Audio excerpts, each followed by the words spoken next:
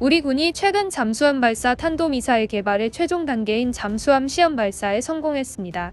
북한이 잇따라 신형 SLBM을 공개하며 한미를 위협하는 비대칭 전략무기 개발에 박차를 가하는 상황에서 한국도 세계 8번째로 SLBM 보유국이 된 것입니다. 6일 방산업계 관계자는 최근 국방과학연구소가 3,000톤급 잠수함 1번 함인 도산 안창호함에서 SLBM을 발사하는 2차례 비공개 시험에 성공했다고 밝혔습니다.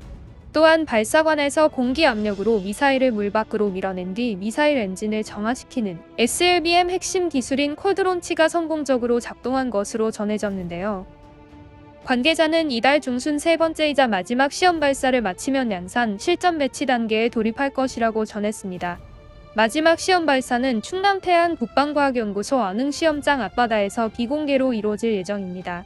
SLBM은 탐지가 어려운 잠수함에서 발사되는 대표적인 전략 무기로 전장의 판도를 뒤엎을 수 있는 게임 체인저라 불리는데요.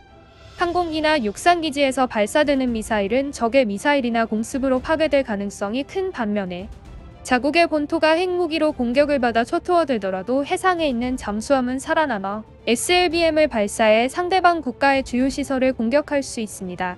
이 때문에 잠수함에 장착된 장거리 탄도미사일은 강력한 억지력으로 작용할 수 있습니다. 이에 북한과 더불어 우리 주변국인 중국과 일본 등도 촉각을 곤두세우고 있는데요. 중국 최대 군사 매체인 신화 군사망의 보도 기사와 중국 네티즌들의 댓글 반응 번역해드리겠습니다. 한국 언론에 따르면 한국군은 잠수함 발사 탄도미사일 시험 발사에 성공하며 세계 8번째 보유국이 됐다. 연합뉴스의 보도에 따르면 한국군은 최근 국산 잠수함 발사 탄도미사일의 수중 발사 시험에 성공했다고 밝혔다. 이는 한국이 사실상 잠수함 발사 탄도미사일 개발을 완료했으며 세계 8번째로 잠수함 발사 탄도미사일을 보유한 국가가 됐다는 뜻이다. 전문가들은 한국군의 이번 조치에 따라서 북한이 9일 열병식에서 잠수함 발사 탄도미사일을 공개할 수 있다고 분석했다. 한국은 북한을 제압하고 국내의 사기를 끌어올리길 희망하지만 이러한 조치는 남북한의 군비 경쟁을 심화시키고 한반도의 긴장을 고조시킬 수 있다. 한국군은 지난해 말 잠수함 발사 탄도미사일의 지상 발사 시험을 실시한 뒤 바지선을 이용한 수중 시험을 진행했던 것으로 파악된다. 한국 국방부는 군사보안상의 이유로 잠수함 발사 탄도미사일의 개발을 공개하지 않았다. 군사 전문가는 남북 간의 군비 경쟁이 어느 정도 진행되고 있는 시점에서 SLBM의 성공 소식을 발표한 것은 북한을 견제하기 위한 의도로 볼 수 있다며 북한을 더욱 자극해서 무기 개발 경쟁이 활성화되면 한반도의 긴장이 더욱 고조될 것이라고 분석했다. 또한 잠수함 발사 탄도미사일은 전략 무기이며 상대방에게 전략적 위협이 될 수 있다며 그만큼 한국이 잠수함 발사 탄도미사일 개발에 성공하며 무기 공백을 깬 만큼 군비 경쟁이 심화될 것이며 지역의 평화와 안정에 큰 파괴력을 가져올 것이라고 전했다. 또한 한국은 미국의 군사 동맹국으로 한국의 잠수함 발사 탄도미사일 개발 배후에는 미국의 종용과 지지가 있을 수 있다고 지적하며 한국의 행동은 동북아 지역에 미묘한 영향을 미칠 것이고 중국은 이에 대해 우려할 이유가 있다고 말했다. 한미연합훈련 이후 북한은 남한을 매우 맹렬히 규탄하고 있으며 조만간 대규모 열병식을 벌일 가능성이 높다고 보고 있다. 상대적으로 어려운 시기에 한국의 무기 개발은 남북한 사이의 긴장을 더욱 악화시킬 것이며 남북 관계가 단기간에 완화될 기회를 얻기 어려울 것이다.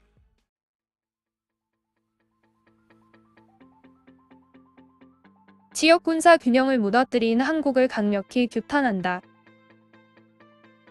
한국인들은 대단하네. 이렇게 작은 나라인데도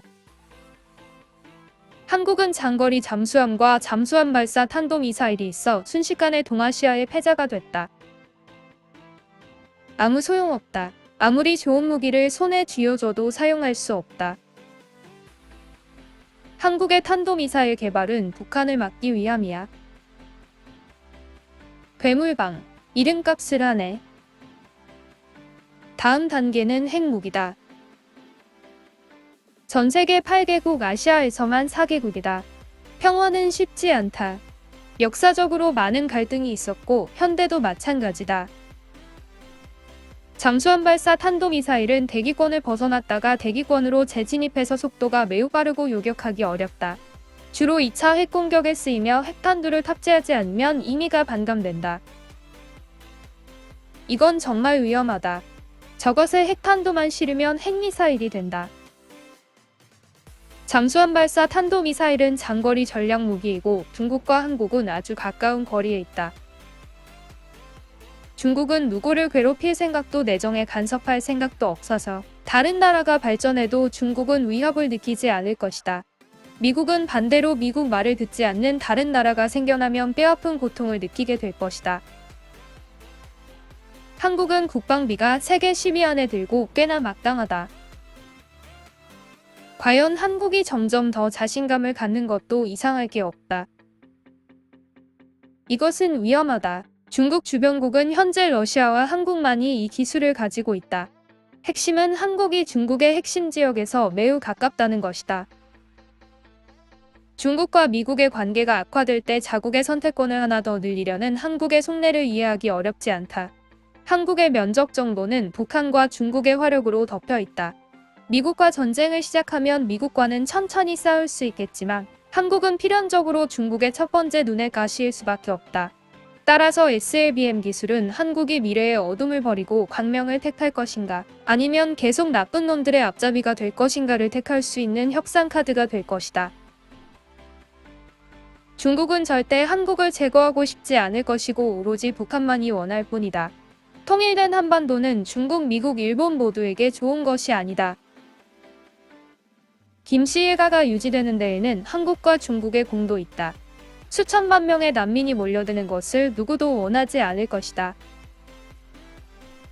그렇게 치면 동독과 서독의 통일은 더욱 불가능했을 거야. 지금처럼 김씨 가문이 억압하고 있지 않으면 북한 주민들이 전부 남한으로 달려갔겠지. 누가 더 나은 삶을 싫어하겠어. 아시아의 모든 무기는 일본 악마를 겨냥한다. 일본의 후손들은 그들의 조상들이 무슨 짓을 했는지 되돌아보고 깊이 반성해야 한다. 아무리 양산해도 전자권이 없는 나라.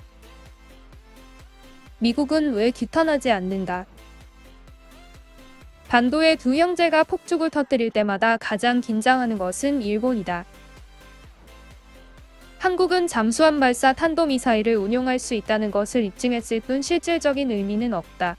물론 일본을 때리면 유용할 듯.